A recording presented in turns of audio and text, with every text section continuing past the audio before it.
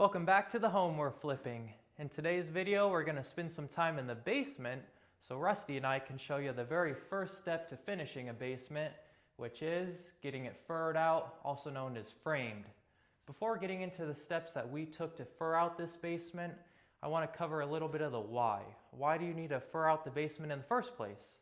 Why can't you just hang the drywall directly over the foundation wall? And well, there's actually a couple reasons for that. Foundation walls often aren't completely flat or plumb, and they can actually sweat when warm, moist inside air hits that cool foundation wall, and water can actually condense on it, so anything in contact with the foundation wall has the chance to rot, which, as you know, wouldn't be good.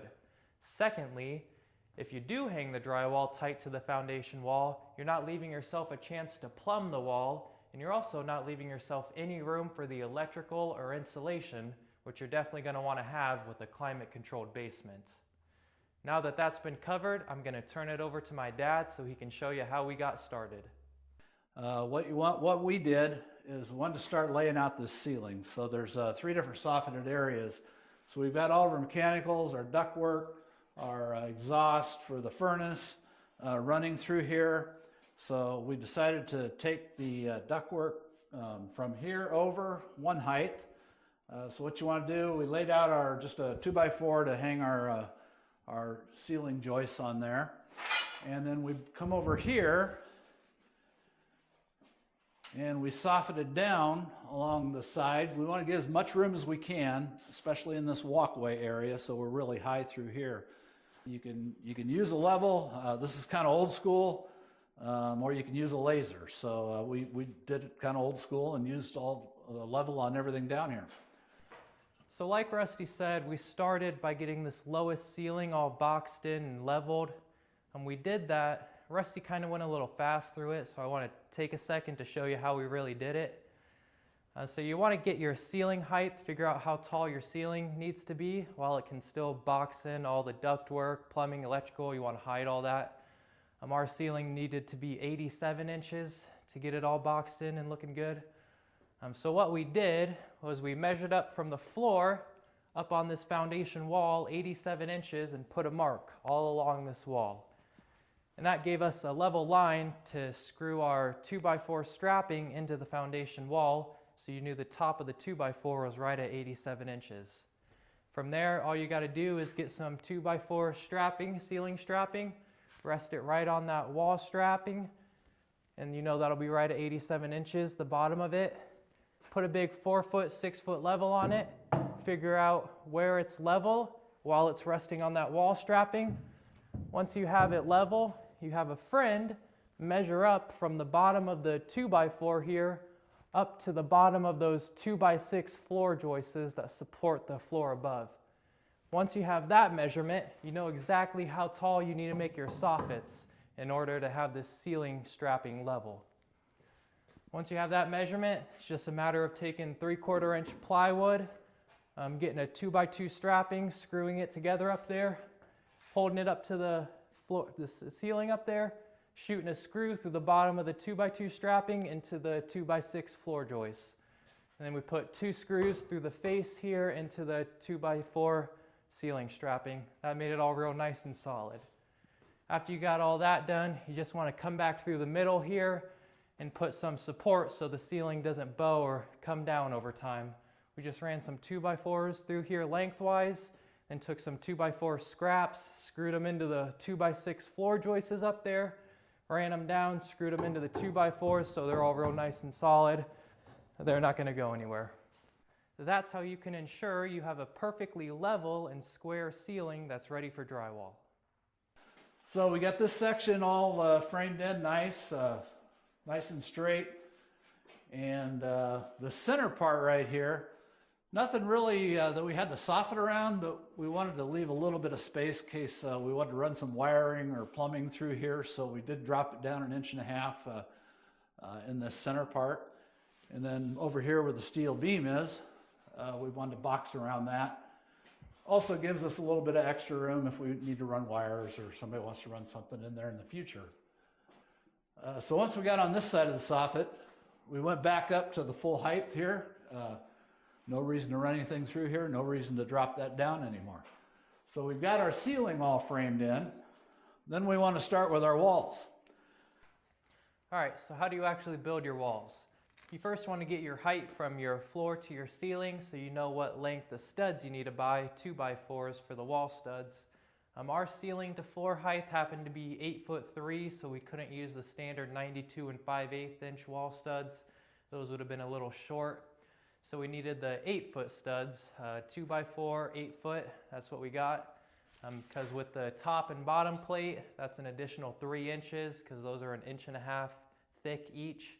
So with the 8-foot wall stud and the 1.5 inches on the top and bottom, that'll get us right to the 8'3", which is how tall our ceiling is. After you got your height figured out, you want to go around, measure all your walls, and you're going to want to count every 16 inches because that's how far you're going to want to space your studs.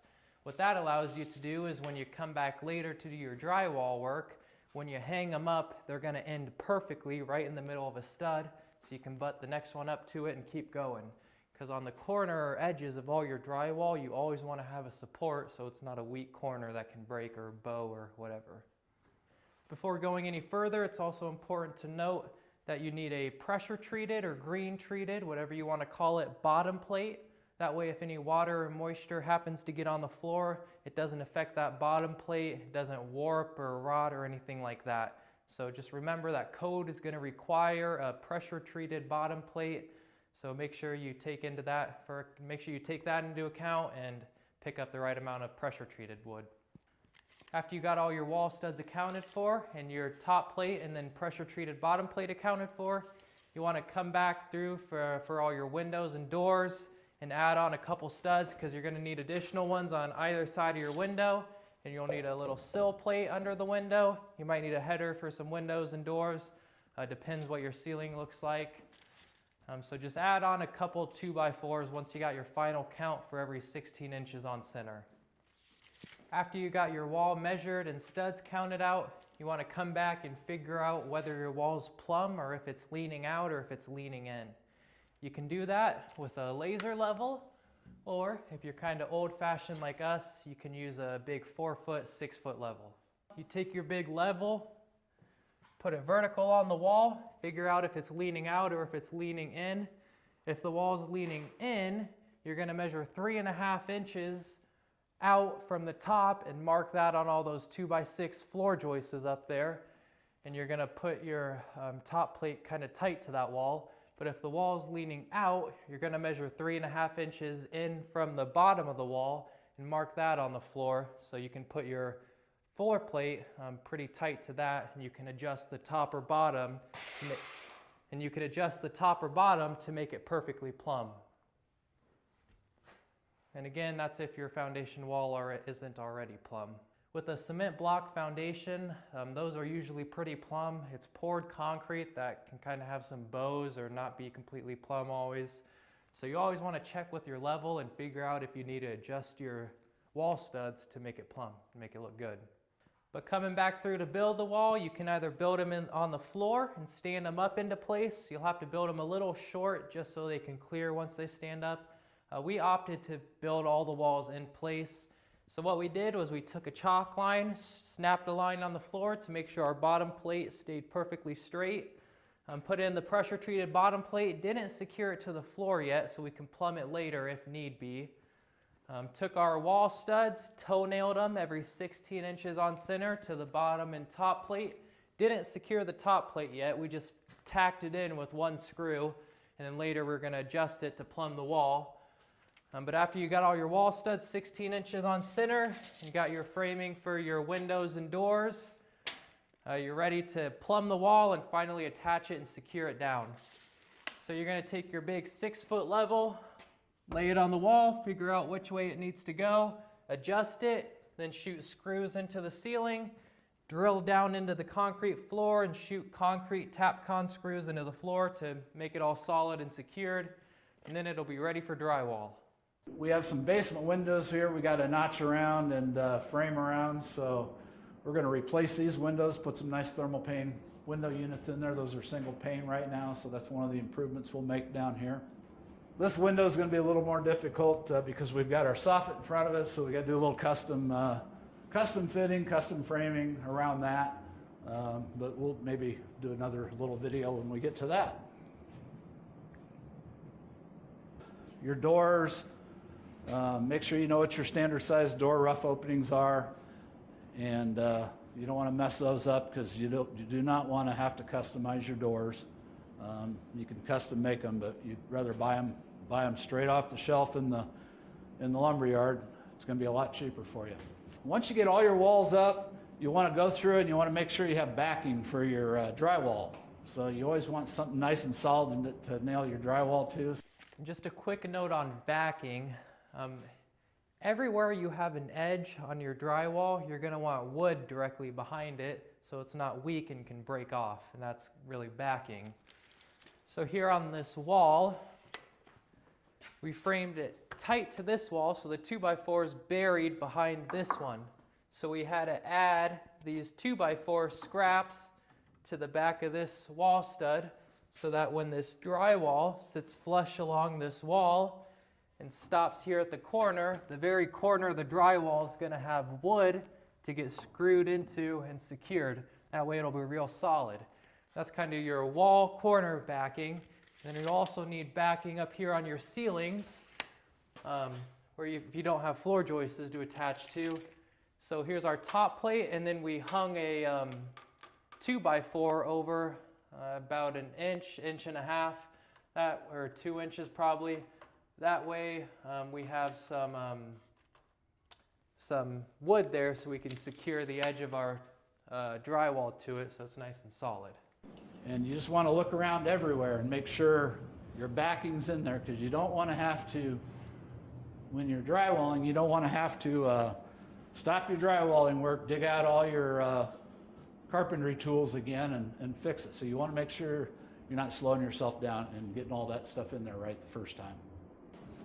Mechanical contractor, the heating and air guy, covered up a vent here. It's just going to be in the way, so we moved that to the outside wall. It gives it a little better circulation. Did the same thing on the other side of the basement. Took it from the middle all the way to the outside wall. Again, just gives you better circulation, air movement. And again, we put these returns down here. Proper way to do that so you can get some air circulating, and just makes it feel a lot more comfortable. So this furnace room and the laundry room, you want to finish these back sides of the walls as well. So it gives it a nice fire rating. Code's going to require, especially once we get our light switch in here, there's going to be electrical wire running down here. So these will all be covered. You just want to make sure you do that, do it right. So on the staircase out here, we had an old open staircase. The treads were all routed in. It's a nice solid set of stairs. But when you carpet it, you want to put this backing in here. So what we did, you want to have a little extra toe room, so we ended up putting a 2x2.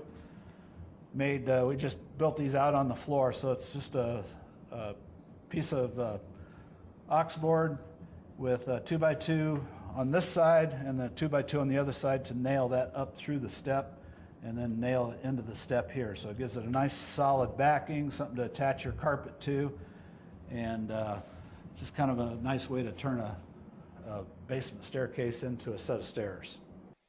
So I noticed we got an old plug right there. Are you going to drop that down, or are you just going to cover it up? Yeah, we've got plugs. We got a plug here. I think I saw one somewhere else. We've got these light fixtures that are still up above our soffit area. So, and then we've got some plugs in the exterior wall and like in the block wall over there. So when the electrician gets here, that's one of the things they'll do. They'll take care of that. They'll extend those lines out or run new lines to it, whatever they have to do to meet code. We don't need an outlet in the ceiling, so we'll probably just remove that.